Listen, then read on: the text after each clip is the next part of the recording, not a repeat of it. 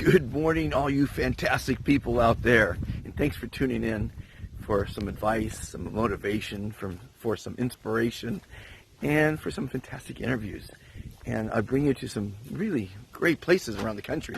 Today I'm going to bring you to a riverboat cruise on the Mississippi. And I've brought you in the past to all kind of Ferris wheel rides from Las Vegas to Myrtle Beach. A lot of paid amusements, which this will be one today. Johnny Cash Museum, Mount Rushmore, Yellowstone Park, all kind of fun stuff. But as I told you a couple days ago, I'm going to give you, while I'm still here in Missouri before I leave for Miami, the first of the month, and then off to Costa Rica. I thought each day I'd give some motivational advice, some life coaching. So today is on Never Be Late. That's what I'm going to title the episode. Well, when you're late, it's very disrespectful. And it's stressful. I doubt you're going to be late for things that you really want to be on time for, like a wedding or a party.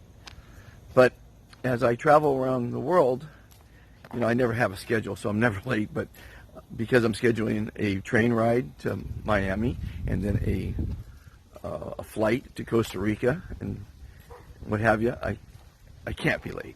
I've actually never really been late in my life due to my fault. Sometimes someone holds you up and you're late because of their lateness. So when one of my sayings is be an hour early versus a minute late. Because when you're a minute late, it can be very devastating. You can miss a flight, you can get fired.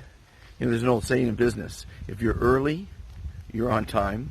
If you're on time, you're late. And if you're late, you should be fired. It's very disrespectful to your employer. And if you're an employer and your employees are late, I'm sure you're not going to be happy about that. It's just bad for business. So when you're on time, you're relaxed. You can read a book. You can meditate. You can get ready for your meeting or appointment. You could do texts and emails and all kind of different things. So it's very less stressful. Now, when you're late, you're very stressed. You know why people are upset in traffic? People honking horns in New York. When I was in New York recently, you know why they're late? They're upset in traffic because they're late. They're late. It's not the traffic's fault. So you've got to reduce stress in your life if you want to live a happy and healthy life. So never be late. My wife would always say, if we were early to a party, we'd have to sit in the street because she refused to be early to a party. When I throw a party, I tell everyone, if it's a 7 p.m. call for the party, you're there at 7. I'm locking the doors at 7:05. So I'd like to, but I don't always do that because it's always, what do they call that? Something about being late. There's a saying for it. Anyway, I forget what it's called, but the point is, don't be late. It's just a horrible habit, and you'll have a much happier life by being on time or being early. And that's what life's about, is enjoying it and not being stressed. And stress kills. Killed my mother before she was 40. So it's a horrible, horrible thing, stress. And I highly recommend to delete it because it's all your fault. Stress is all your fault. There's a COVID situation going on. You could mitigate it by staying home, by keeping physically distant from other people, 6 to 8 feet. And that's going to be a lot less stressful. And in home, you could read books and watch TV and watch comedies and be with the family, and that's pretty fantastic.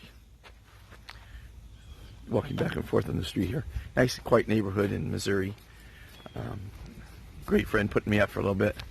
As you know, I've traveled around the country 22,000 miles now. 168 or 69 days on the road. Hotels, motels, hostels, farms, ranches, bed and breakfasts, and camping. Camping is really fun. So a lot of different places, and I'll keep doing that as I travel around the world. Of course, I can't take a tent with me anymore, so I'll probably just be staying in hotels. Speaking of which, if you know anyone who has a hotel chain, let me know. I'm looking for a sponsor for that. That would be kind of cool. If not, I'll just figure it out as I go. But my goal here is to keep you informed on what's going on in the world with some great advice and motivate you and inspire you. Watch my inspirational quotes. They're fun. They're famous quotes read by fantastic people.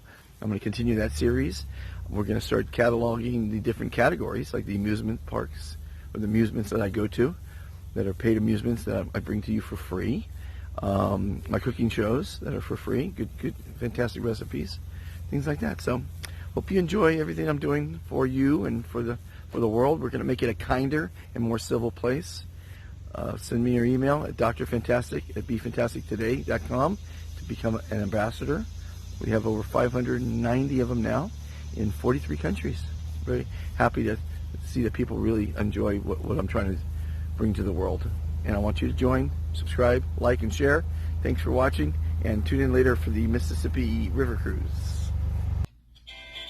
Overpopulated cities around the world have caused people to become a greedy, selfish, and litigious society. Would you like to be happier, live longer, never be forgotten, and help make the world a kinder, more civil place? It's actually easier than you think. Every day you're asked, how are you? Instead of saying good, say I am fantastic. It will make you look better, feel great, and reduce your stress. Making the world a better place starts with each person. Please join the Be Fantastic movement today. What you want to be, you can be. Be fantastic. Fantastic along life's way. And I heard him say, gotta say, I am fantastic.